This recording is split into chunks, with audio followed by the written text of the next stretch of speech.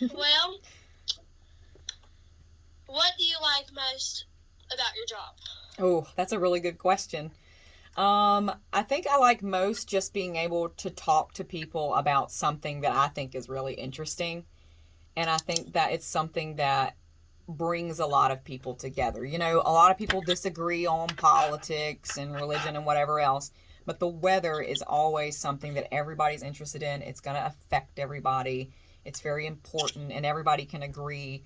You know, when really bad weather happens, people come together and help each other. And I really like that about weather. And like, that's probably the favorite part is just talking about it in all different ways, whether it's severe, and it's just gives me a really good window to just communicate with the with my community and get to know people through an easy way. So yeah, just given the forecast, that's honestly the favorite part of the job. Do you ever get nervous when you're going? These days not as much because I've literally been doing this every day now for about 8 years. So when you do it for so long, you don't get nervous anymore. But I did at first. And what's funny is I'll be in the studio and I'll be talking, you know, I know I'm talking to thousands of people but I can't see them. It's just a camera and I'm Yeah. just with my friends chilling in the studio. So it's like, I don't have to. If I'm like out at a school visit or something, I would get more nervous talking to because people are looking at me and I can see their eyeballs and stuff. Whereas in the studio, it's a little bit easier. But I did when I at first, of course, because there's just that stigma of like, oh my god, I'm on TV, the TV. You know, it's like but now it's just like it's just having an everyday casual conversation, just like I'm having with you right now. I just talk the same. Yeah. Okay. Well, how do y'all use environmental science with your career? Okay, that's a really good question too. So, I didn't major in environmental science, but as a meteorologist, you do take a lot of overlapping courses in college for it. And as an atmospheric scientist, you learn how the atmosphere works. So, in essence, environmental science is really important because if we're learning, for instance, how we're affecting our environment, chemicals we're releasing into the atmosphere, things that could cause air pollution or things that could cause acid rain, that's a thing. Anything that could egg on wildfires, all of that has to do with environmental science and how humans in particular can affect their environment and exacerbate issues. So that's really important. And as a meteorologist at a television station, of course, your primary responsibility is the weather, but Mm-hmm. a lot of people know you kind of too as the station scientist. So you have to know a little bit more. Um, Mm-hmm. but environmental science, I would say, especially when it comes to like air pollution, water pollution, and just studying effects of that, that's the most important overlap I think we have there for sure. Because everything we put out into the environment will come back to affect us, especially if you're talking about the water cycle, how you put stuff in the water, it evaporates, it comes back down, and just basic stuff like that. What are some educational classes you took? Okay. So for meteorology, a lot of the classes are going to be math and science. I actually wasn't really great at math and had to work really, really, really hard. I was always bad at always better at reading and writing and stuff, but it's possible. And so most of my classes, especially through college, were like intense. They were like calculus, differential equations, physics, chemistry, and then a bunch of different meteorology courses, weather courses in general. Like there was this one called atmospheric thermodynamics. It sounds so intense, but it just has to do with how gases and heat and temperature and pressure and all that's tied together. So it is really important for day to day. But and then of course I also took some broadcast classes as well. I had one really good broadcast class in college that gave me an opportunity to practice on green screen and get to know stuff like that too. But the science and the math were the top two. Where'd you get your degree from? North Carolina State University, NC State. NC State. Mm-hmm. Hmm. Where do y'all mostly perform your job at? Like outside, inside? For me, it's most of the time it's going to be inside on the green screen. That's the major part of the job. But I do, if there's like major storms or something coming, like a big blizzard or something like that, especially, I'll do outside shots in the snow or I might go live from a certain event, like let's say the state fair. We go live from the state fair every year just to talk about the fair, but I'll talk about the weather and the fair. So not only do they have me doing weather in the studio, but they have me doing weather out of the studio at certain little events all the time and talking about just certain little events going on all the time. But most of the time inside. Do you enjoy that? Oh yeah, I love that. Anytime that I get to go outside, especially if it's like snowing really hard and I'm just like standing out in it, I love that. I love being dramatic and throwing snow around and just playing in it and having just love it.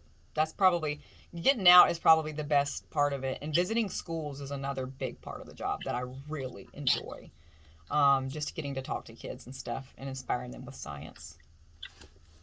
What are some of your disadvantages of being a meteorologist? Okay. One of the hardest parts are the hours. My hours typically day to day aren't that bad. But let's excuse me, the weather doesn't quit though. So if there's like some crazy severe weather, everybody else is staying at home hiding from it. I got to go out in it, or I've got to be here tracking it. Especially winter weather. That's the hardest, because winter weather, we have to be on air. We have to be letting people know. We have to be alerting people. And that usually means I have to be here. So getting here. Do you have to work at night? Yes. Some days? Right. So my job for the chief meteorologist position, we do the 5 p.m. news, the 6 p.m. news, and then I have a 10 o'clock and an 11 p.m. news at night. So my typical day is like from 2:30 in the afternoon until around midnight, with some breaks in there in between. So it's a little, it's not your normal 9 to 5 job, and TV keeps going on holidays too. So between the other two meteorologists and I, we have to balance who gets off holidays, because not everyone can take off. There's got to be somebody here. That's the only tricky part about TV jobs in general. Is there anything else? I would also say, as far as you talking about disadvantages, it depends on where you go, how much you're going to get paid. In this market, in a more rural area, I don't make a lot of money. A lot of people think I'm on TV and I make bank. Not true. I would have to go to a big city to make a lot more money. So that's a common misconception, and that can be considered sometimes a disadvantage. Depending on how many people live in your viewing area, how many people are watching you, that's how much you get paid. And I like this area, so it's not about the money for me. So I like this area a lot. Yeah. What are some of your favorite advantages? Favorite advantages? I would say all of the equipment we have is amazing. I love using all of our weather technology. We have access to radars and satellites and temperature and air pressure and all this data right at the palm of my hand. And I can get really creative with my graphics and make fun Halloween holiday graphics and spooky stuff. It's like having a really cool version of PowerPoint, like a really souped up version of PowerPoint where you can make cool slides. The graphics is really fun. And then advantages, particularly where I live in this area, the range of weather is so fun. I can go from thunderstorms to snow in one day. And for me, that's like, whoa, that's so cool. So it's just like right up my alley. Do you have anything else you like about it, or like? I think I pretty much summed it all up. I love weather in general, the way it brings people together, like I said earlier. And I like being the person that's kind of dependable. Like, people can come to me for information. I feel the pressure to like help and make sure people understand what's going on. So yeah, and I plan on being here hopefully a while. I like it here. I think that's about all I got. What's your salary a year? So for small market, I'll give you a general number, because ours has changed. It depends on where you go. But for my area, it's going to be around 40K a year for me. If I was to go to like Greensboro, North Carolina, I could be making up to like 65, 70 plus. The range for a meteorologist could go anywhere from 25,000 a year to over 100,000 when you're talking about Jim Cantori on the Weather Channel and stuff like that. So it really depends on your market size. There's not really a blanket salary, but for me, it's going to be on the smaller end since I live in the kind of country area. How do y'all determine the weather? Like, how do y'all know what tomorrow is going to be like. There's a lot that goes into it. And of course, I can't teach you a meteorology course in one day. Yeah. But obviously, I went to school. You learn about how the atmosphere works. And then when you get into a place where you can use actual meteorological equipment, one of the biggest things, for instance, is weather balloons. All across the nation every day, meteorologists, not broadcasters usually, but at the National Weather Service, they're letting off these big weather balloons into the sky. And these things are going up like 20,000 feet or so. They're way up there, and they take all these kind of measurements. There's this little box that is attached to the bottom of the balloon, and it takes all these measurements up into the sky, and it just takes the temperature and the pressure and the winds and everything. And all of that stuff comes back to the computer, so we can see what's going on above our heads. So weather balloon is a big thing. Then, of course, we use the radar. You've heard of the radar. It sends out pulses of energy, hits stuff like thunderstorms, hail, rain, all that stuff. Satellite to see hurricanes. You've seen big pictures of hurricanes on satellite. So weather balloons, satellite, radar, our everyday computers, and just chatting with other meteorologists. I talk to the guys at the National Weather Service, or at least look at what they're thinking too, every single day. So there's a lot of different tools we use, but it's a conglomeration of what we learned in school and the equipment that we really can figure out the weather.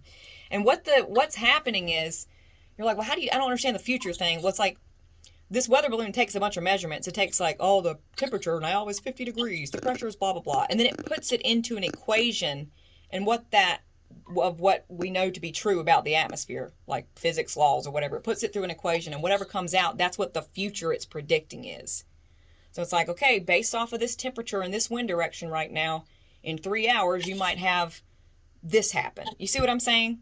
It's taken into what's happened currently, putting it through laws of science we've learned, and then it comes out with an answer. And that's what I'm looking at. But there's errors in some of these models, though, that are not necessarily right, and I have to figure them out. Sounds really crazy, but it's not that bad. I bet that's confusing. It can get confusing. I looked up how they conclude the weather and stuff. It says they can look at maps, satellite data, and radar information. Is that true? Yes. I was just wanting to make sure. Yep. Okay. Everything that basically all the equipment that I just listed off, and that was definitely included in there. 100%. Okay.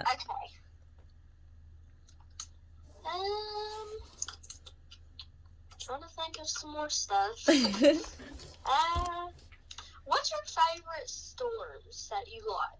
Do you get excited about some storms? Yeah, certain ones. Well, obviously snow. I think that's I just love snow. But one thing that really captured my interest as a child was ice. Like, we can get freezing rain. And it's when you get this regular old raindrop falling from the sky, and then all of a sudden it hits something really cold at the surface, like a car or tree branch or whatever. And there's enough freezing layer at the surface. As soon as that raindrop comes down, it just freezes immediately. So you get these big, trees hanging down with ice on them and everything. And it can get super thick and crazy looking and break down power lines. And I had a huge one roll through my neighborhood when I was young in North Carolina. And that kind of sparked my interest. The ice storms was actually what really got me interested. That was a good question. So when you were, what age did you did you start getting interested in being a meteorologist? I would say I was probably 8 years old at first, because I was just obsessed with it, with storms on TV, and I would carry around this little, you're talking back in the 90s, so this is one of them big old VHS camera things, and I'd carry the box things? Yep, and the box, and I would carry that around and put one of those in there and turn it on myself and pretend like I was giving a weather forecast. I started doing that at 8 years old, I think, and just continued that, especially through when I was 12 and 13. I was obsessed with it. And so ever since then, I just kind of was well, when I grow up, I'll go to school. Yeah, just kind of went for it, yep. Well, I think that's it. You asked a lot of good questions. I think you got a lot of material, and I'll type as much of this up for you as I can. Okay, because I typed some of it. I typed the stuff that I needed. And okay. Would I be able to go back and listen to it, I can try to send you this video. The video that I just took is it looks like it's going on about 15 minutes.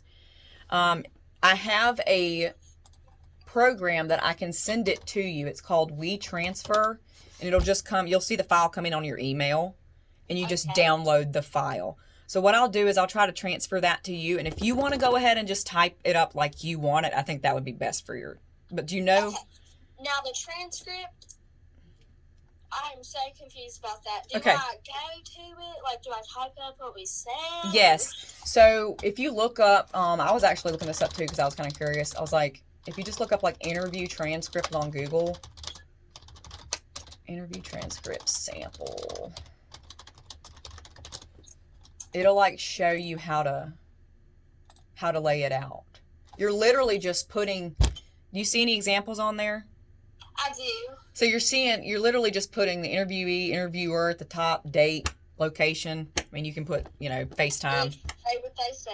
Uh-huh. And you're just putting you, what the question was, and then my answer, question, it just goes just like that. You think you can do that? All right. Do you want me to just send this whole thing to you then and you can do it? That's fine. Okay. All right. Well, I will do that then as soon as I get off here. Make sure you check your clutter folder or junk folder in your email because it might go there if you have one. I don't. Everything just goes to the focus or just it goes to all of it. Okay, good. So you should see it. All right. I'm going to try to send this over now and let me know if you have any problems. I'm available the rest of the evening, so don't be afraid to text me or call me if you have some issues, okay? Thank you. You're welcome. It was nice talking to you. You too. Nice to meet you, Bye. Haley. Bye.